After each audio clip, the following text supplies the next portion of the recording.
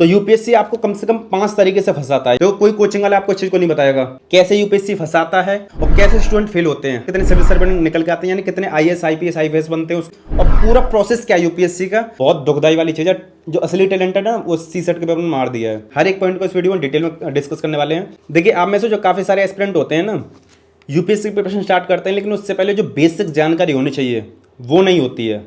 इस वीडियो में उसमें से ही एक पॉइंट को बात करने वाले हैं कि ट्रैप ऑफ यूपीएससी, यानी यूपीएससी का क्या जाल है। स्टार्ट करते हैं इस वीडियो को। जैन future officers, my name is Vijan Singh, welcome to KJ mission. तो यूपीएससी आपको कम से कम 5 तरीके से फंसाता है, यानी उसका कम से कम 5 तरीके रहते हैं जिनकी वजह से आप फेल होते हो, जिनकी वजह से आपका सिलेक्शन नहीं होता है। तो देखिए, यूपीएससी के होते हैं 3 स्टेज, जैसा कि आप जानते हो। एक होता है प्रीलिम्स, एक होता है मेंस, एक होता है इंटरव्यू। ट्रैप नंबर 1 प्रीलिम्स में। प्रीलिम्स में आपके 2 स्टेज होते हैं।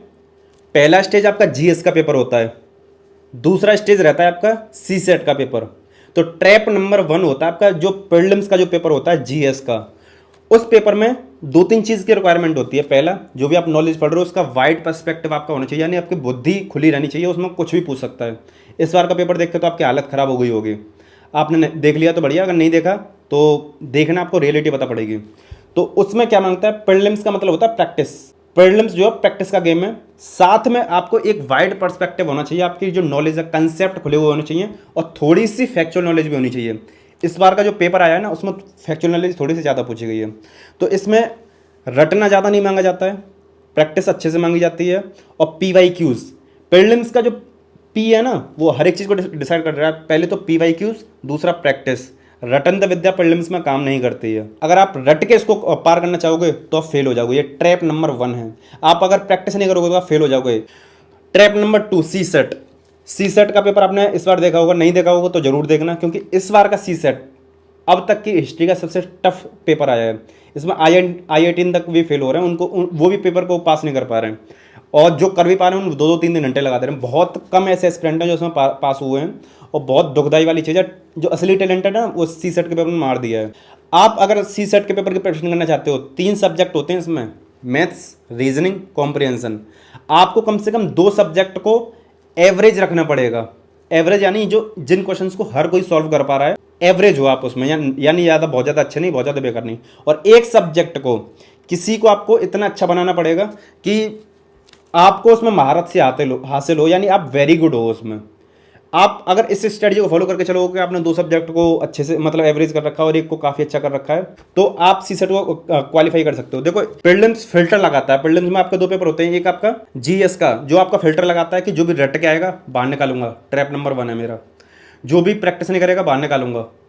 सी सेट कहता है, ट्रैप नंबर 2 जो कहता है वो कहता है कि जो भी बच्चा बहुत ज़्यादा समझदार नहीं है मैथ्स में, रीजनिंग में, कॉम्प्रिहेंशन में, यानी जिसकी बुद्धि खुली हुई नहीं है, जिसको थोड़ा बहुत बेसिक मैथ नहीं आता है, हालांकि इस बार बहुत टफ डाल दिया था, तो मैं उसको ही बाहर निकालूंगा।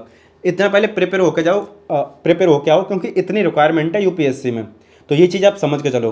तो 2 ट्रैप की हमने बात कर ली। प्रीलिम्स में क्या क्या चीज़ रिक्वायरमेंट है, क्या क्या ट्रैप है, सी सेट में क्या क्या रिक्वायरमेंट है, क्या क्या ट्रैप है। अब जो मेन ट्रैप स्टार्ट होता है वो होता है मेंस में। देखो, मेंस में आपके 2 ट्रैप बहुत बड़े हैं। पहला जो ट्रैप है वो है आपका ऑप्शन सब्जेक्ट। ऑप्शन को हमने क्या बोला, आपके पास 48 ऑप्शन होते हैं, 48 ऑप्शन होते हैं, जिसमें से आपको सिर्फ एक ऑप्शन को चूज करना होता है। उस एक ऑप्शन के 2 पेपर होते हैं, पेपर 1 और पेपर 2। 500 नंबर के पेपर होते हैं, 250 के, जिसमें से आप अगर 280, 290, 300 मार्क्स तक लेके आ रहे हो तो बहुत अच्छे मार्क्स कहलाते हैं। कभी 275 भी अच्छे होते हैं, लेकिन स्टूडेंट्स के 350-300 मार्क्स भी आते हैं और मैथ्स में 350 तक भी आ जाते हैं।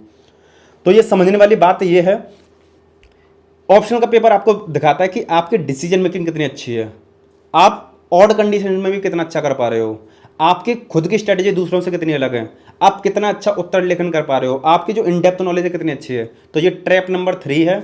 ये फंसाता है आपके ही अपने खुद के जाल में। जैसे मान के चलो, आपने कोई ऑप्शन लिया है, हिस्ट्री ले लिया, और हिस्ट्री को आपने लिया, बहुत मजे से पढ़ रहे हो, बुक्स भी पढ़ ली, ऑप्शन मतलब उसकी ऑप्शन के आपने नोट्स भी पढ़ लिए, कोचिंग भी लगा ली, आंसर राइटिंग कर ली, टेस्ट सीरीज भी कर ली, लेकिन जब आप पेपर में जा रहे हो, परफॉर्मेंस आपका पुअर आ रहा है। इसमें गलती किसकी है? यूपीएससी की तो नहीं है, उसने तो 48 दिए थे, 48 में से एक चुनने के लिए बोला था। ये आपका ट्रैप नंबर 3 है, जो ये कहता है कि आप अपना डिसीजन पहले बनाओ कि आपको किस चीज़ में महारत हासिल करके इसमें 300 नंबर का आंकड़ा लेके आना है। तो आपका जो ऑप्शन है ना, ऑप्शन आपको रिस्क टेकिंग और आपका डिसीजन मेकिंग इन दोनों को डिसाइड करता है। अगर आप इसमें वीक हो तो ये आपके लिए ट्रैप नंबर 3 हो जाएगा और ये आप इसमें फेल होने के चांसेस हैं। देखिए यूपीएससी आपको कई तरीके से फंसाता है, जिनमें से 3 तरीके को तो हमने डिस्कस कर दिया है, लेकिन आपको क्या अपनी स्ट्रेटेजी को, अपने प्रिपरेशन को काफ़ी अच्छे तरीके से करना चाहिए।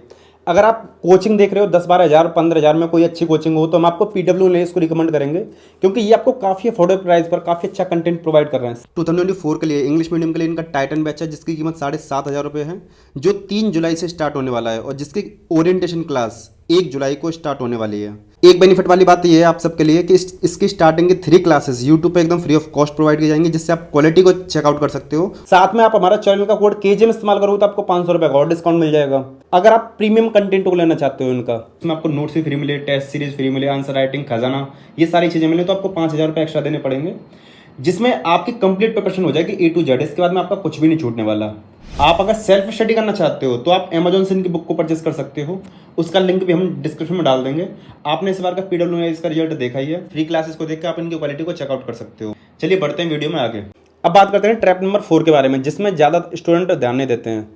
ये ट्रैप नंबर 4 है आपका ऐसे और आपका आंसर राइटिंग और आपका एथिक्स। ऐसे को काफ़ी सारे स्टूडेंट हल्के में लेते हैं, लेकिन ऐसे में आपके अगर 130 प्लस मार्क्स नहीं आ रहे तो वो बेकार मार्क्स हैं और आपके टॉप रैंकर्स में आने के चांसेस घट जाएंगे।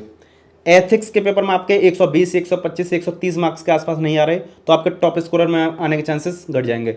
और तीसरी चीज़, आपकी आंसर राइटिंग पुअर है तो आप किसी भी पेपर में स्कोर नहीं कर सकते हो। देखो यूपीएससी कहता है कि मुझे ऐसा स्टूडेंट चाहिए जिसकी जो सोच है वाइड हो, खुली हुई हो, इसीलिए वो ऐसे का पेपर लेता है। यानी जिस स्टूडेंट को अगर मैं बोल दूं कि बेटा इस पे एक ऐसे लिख के दिखाओ, वो 1200 शब्द लिख दे, यानी 10-12 पेज भर दे, ऐसी सोच का मुझे बंदा चाहिए और जो हर एक एस्पेक्ट को कवर करे, उसका historical, political, geographical, economical, social, हर एक एस्पेक्ट को कवर करते हुए, ऐसे को डिफाइन करते हुए एक कंक्लूजन पर लेके जाए और उसमें एक पॉजिटिव अप्रोच हो। ये चीज़ मांगता है यूपीएससी। अगर आपकी ऐसी सोच नहीं है, ऐसी आंसर राइटिंग नहीं है, ऐसी राइटिंग नहीं है, ऐसा एथिक्स का पेपर नहीं लिख रहे हो, तो आपके चांसेस हैं फेल होने के। ये ट्रैप नंबर 4 है। ये सारी चीज़ें 4-5 साल के बाद में आपको समझ में आएंगी, अगर आपको स्टार्टिंग से इसको इम्प्लीमेंट नहीं कर रहे हो तो। और आप उस टाइम पर ऐसी साइकिल में फंस जाओगे कि यूपीएससी से निकलना आपके लिए मुश्किल हो जाएगा। आप ना यूपीएससी को कर पाओगे ना यूपीएससी को छोड़ पाओगे, फिर आप फंसे रहोगे बावर में। बच्चे हमने देखा प्रीलिम्स के लिए टेस्ट सीरीज वगैरह इतना सॉल्व करते रहते हैं, लेकिन सी सेट को इतना टाइम नहीं देते। मेंस के लिए हिस्ट्री, ज्योग्राफी, इकोनॉमी, पॉलिटी इन सबको पढ़ते रहते हैं, लेकिन आंसर राइटिंग, ऐसे राइटिंग, एथिक्स इन पे ध्यान नहीं देते। तो ये ट्रैप नंबर 4 है जो आपको फंसाता है, ठीक है। और ये जो सारे पॉइंट है ना, ये हमने पूरी स्क्रिप्ट लिख रखी है। आप इसको हमारे टेलीग्राम चैनल से, जिसका नाम है केजीएम मिशन यूपीएससी, वहाँ से बिल्कुल डाउनलोड कर सकते हो। हालांकि हर एक चीज़ को हमने बहुत प्यार से समझाया है। वीडियो पसंद आए वीडियो को लाइक कर दो, चैनल को सब्सक्राइब कर लो।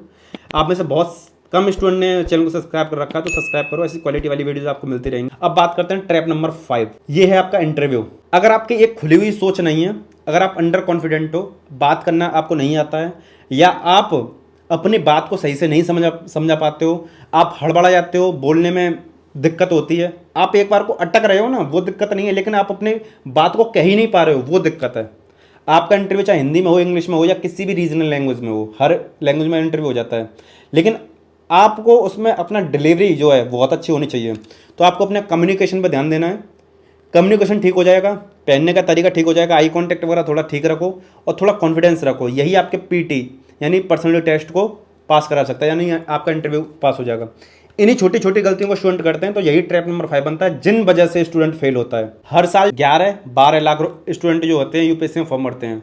इस बार शायद 13 लाख स्टूडेंट ने यूपीएससी फॉर्म भरा था, जो एवरेज आंकड़ा वो 11 लाख का है। उनमें से आधे स्टूडेंट यानी करीब 50 से 55% स्टूडेंट तो फॉर्म भर के छोड़ देते हैं, पेपर नहीं देते हैं, ठीक है। यानी आप लगा के चलो 5 से 5.5 लाख एस्पिरेंट यूपीएससी के पेपर में प्रीलिम्स में बैठते हैं। उनमें से जो भी प्रीलिम्स को क्लियर करेगा वो मेंस में जाएगा। तो प्रीलिम्स को कितने क्लियर करते हैं? 10 से 12 गुना या 13 गुना, इतना वो यूपीएससी के ऊपर होता है कितनी वैकेंसी को लेना मतलब कितने प्रीलिम्स में बैठाना चाह रहे हैं। जैसे इस बार करीब 1100 पोस्ट थी, तो इस बार 14,700 के आसपास कुछ था, यानी इतने सारे एस्पिरेंट ने प्रीलिम्स को क्लियर किया है। 5.5 लाख स्टूडेंट ने यूपीएससी का पेपर दिया, उनमें से 14,500 के आसपास स्टूडेंट ने प्रीलिम्स को क्लियर किया है जो मेंस को लिखेंगे।